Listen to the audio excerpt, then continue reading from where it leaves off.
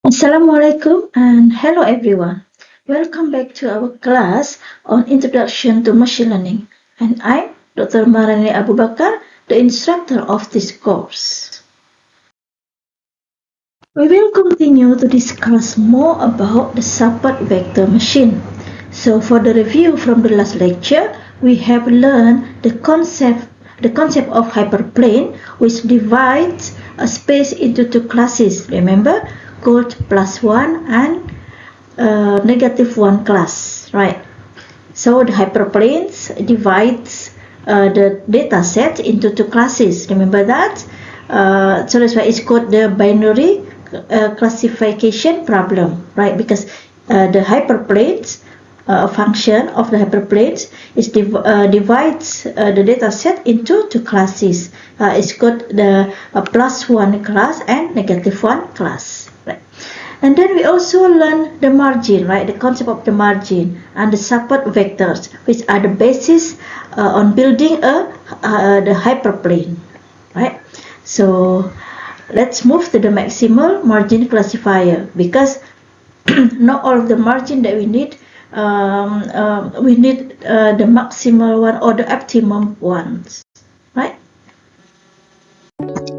So the maximal margin classifier is designed to find the hyperplane that maximizes the margin, which is the distance between the hyperplane and the nearest data points. Okay, so the margin is defined as the distance between the hyperplane and the nearest data points. Whereas we have the support vectors, that one is the nearest points to the hyperplane, right? So let's have a look at here. So for instance, we have two classes, which is -1 and +1, right? And we consider the formula of the hyperplanes, which is here.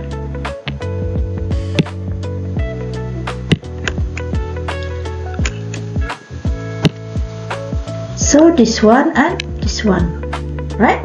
So this is the class for the +1 and this is the class for the -1, right? For the general hyperplanes, it is defined as y equals to w tx plus b. Remember, so w is the weight and the b is the bias, right? So now because we already divide into two classes, became -1 and +1, then now we can write the two hyperplanes, right? This one and this one, right? Two classifiers. Alright, so for the equation 1, so it can be written as the equation 2, which is this one, right? This is the short term, the short writing, whereas this one is the longer one. We have w, w1 and so on, and we make it short. So we have the equation 2. Right, so this symbol, the x plus here, means all of the vectors which lie on the classes of the +1, right? Whereas the x1, it means all of the data set is categorized in the -1 class. Okay, and here we have for the initial weights, we equals to the b or the bias. Alright, now then, if we know our class has the positive one and -1, then we can substitute the yi equals to 1 and yi equals to -1 to the equation 2. Okay, so just substitute here, then we have this one, right? Equation 3. So now, how we determine the hyperplane, particularly the maximal margin of the hyperplane. Alright, so for that, we need some assumption, okay? So the first one, this is the first assumption, the weight is perpendicular to the hyperplane. Weights, the perpendicular to the hyperplane or orthogonal, okay?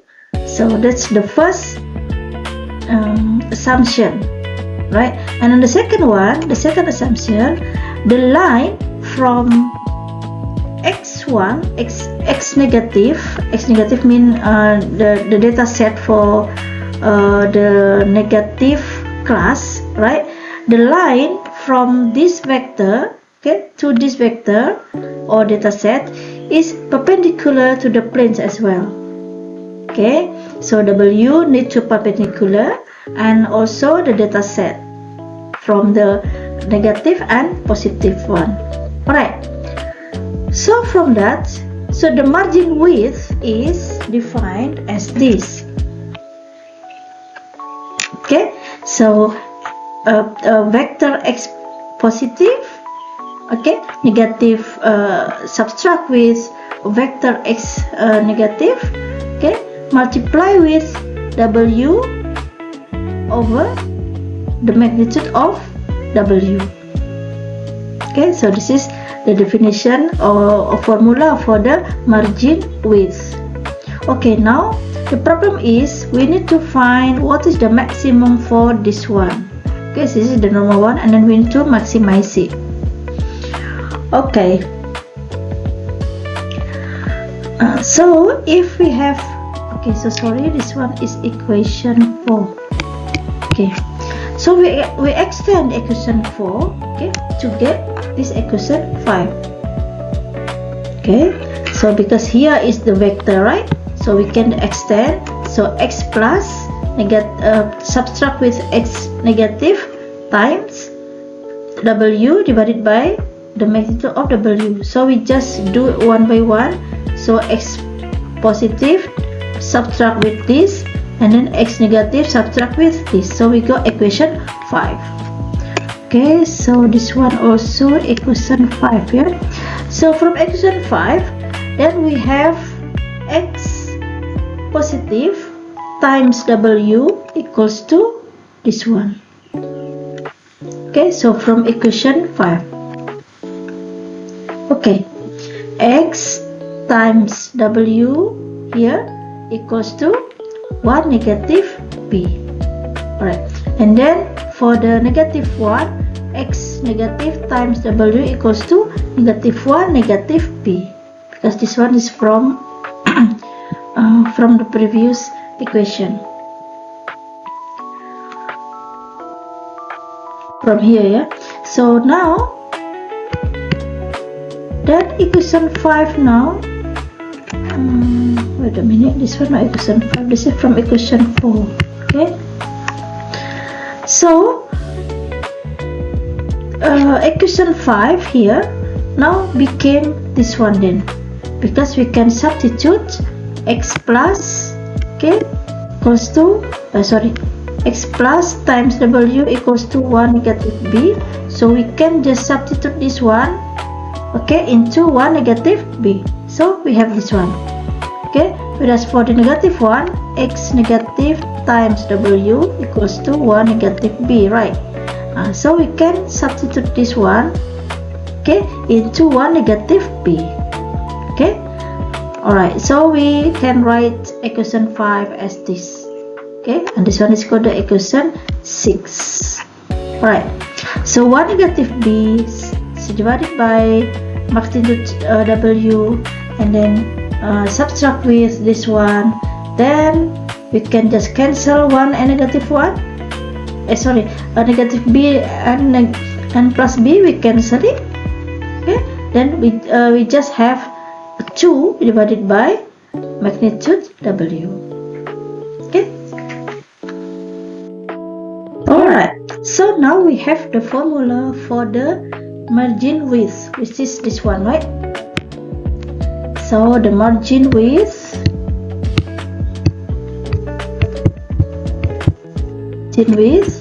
has the formula as 2 divided by magnitude W.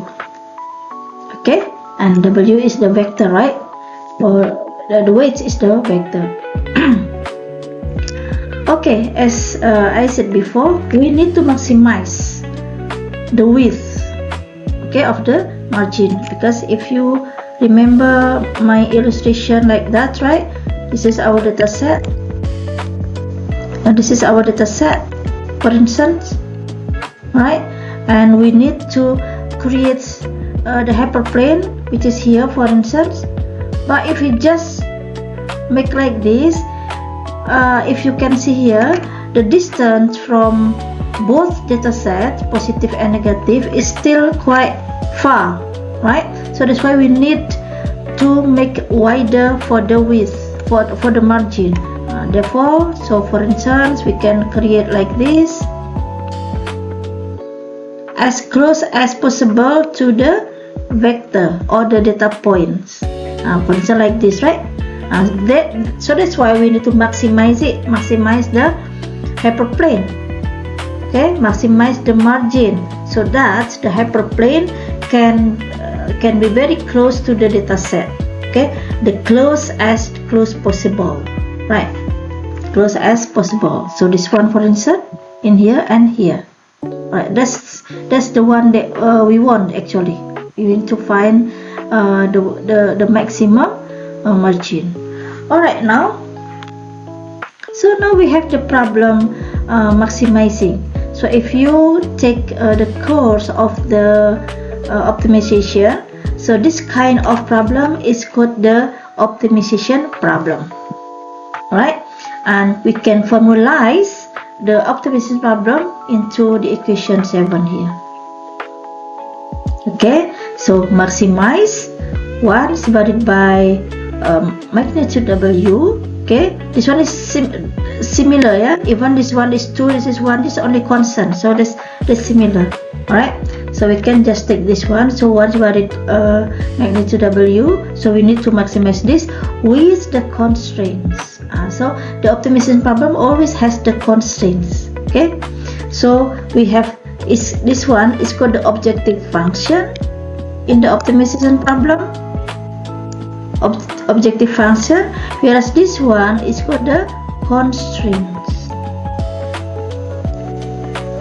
Yeah, you can see on YouTube or you can read some books about the optimization problem. So this is the formalization of the optimization problem. So maximize, or if the problem is minimized, is also okay. So minimize something with constraints. That's like the formula of the problem in the optimization problem. So we have this one, maximize 1 divided by magnitude W, right, with constraints, this one. So we have the constraints yi, okay, multiply with W transpose x, okay, plus b, negative 1 equals to 0. That's the constraint. Okay, so if we want to if we don't want to deal with division like this or fraction, we can just make it the opposite one. So now this problem equivalents to minimize magnitude of W only. Okay, or another one also, we can say minimize 1/2 times W magnitude W square. Is also we can do it. Okay, with the constraint this one. Sometimes dealing with a fraction is quite hard, okay, compared to the non division. So something like this.